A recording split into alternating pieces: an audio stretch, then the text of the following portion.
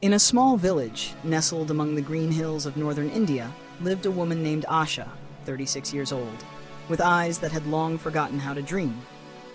10 years earlier, during a violent storm, her husband, Ravi, had left home after an argument about debts and responsibilities. That night, he never returned. No one knew whether he had gone to the city or ended his life. Since then, Asha had been both mother and father, waking before the birds each morning to sweep and clean the houses of the wealthy. Her hands were calloused, her back ached constantly, yet her meager wages barely covered rice and lentils. Milk was a luxury, new clothes a dream.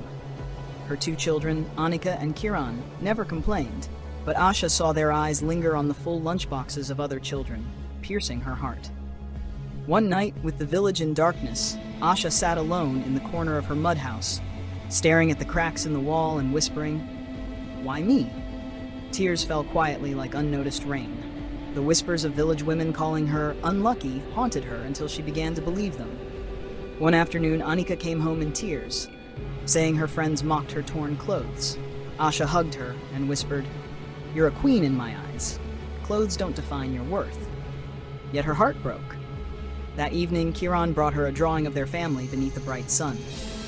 At the center stood a woman with wild hair and large hands. "My superhero, Mom." In that moment, Asha realized her children didn't need silk or silver. They needed her love and her strong hands. A flicker of light replaced her lingering sorrow. She told herself, "If I am all they have, I will be stronger than ever." It was the beginning of change. From that day on, Asha worked harder than ever. By day, she cleaned and washed. By night, she mended clothes, sewed blouses, even learned embroidery despite bleeding fingers. With her first savings, she bought Anika a new blue dress and gave Kiran a second-hand sketchbook. Their joy dissolved all her exhaustion. One day, while collecting her wages, Asha met Mrs. Dua, a kind teacher who introduced her to a women's entrepreneurship group. At first, Asha hesitated. What could I possibly do? Mrs. Dua smiled. Start with the pickles you already make. Gathering her courage, Asha began bottling mango and chili pickles. The first jar sold quickly. Week by week, orders grew, and her income improved. She repaired the roof, bought new notebooks, and her home, once silent, now rang with laughter. Asha no longer hated her life. She was living it with all her strength, love, and faith. Life doesn't always go as we wish. It can wound, break, and test us in unseen moments. But in those quiet hours when we choose to keep moving, keep loving, and keep believing, real strength is born.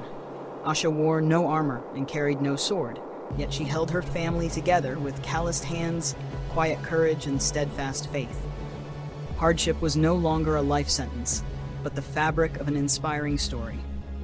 She understood that life shouldn't be hated for its hardships.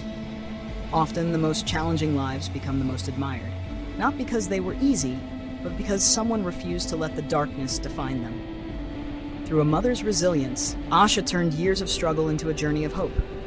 From Asha's story, we learn that happiness isn't about wealth or a life free of storms, but about cherishing what we have and turning challenges into fuel. Asha proved that love and perseverance can change destiny. She didn't wait for luck. She created opportunity with her hands and unwavering heart. Each jar of pickle carried not just the taste of home, but the hope and belief she poured into it. Now, Asha's small home is no longer silent. It is filled with laughter and dreams. Anika and Kiran grow up knowing their mother's sacrifices and believing no hardship is insurmountable. Her story reminds us, no matter how dark life gets, one spark of courage and love can push the darkness away.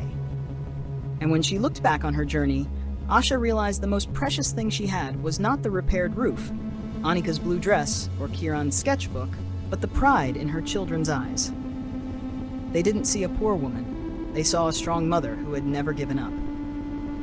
Asha smiled, knowing her journey was far from over, but now she walked with a lighter heart. The calluses on her hands had become medals, and sleepless nights had been traded for radiant mornings. She understood.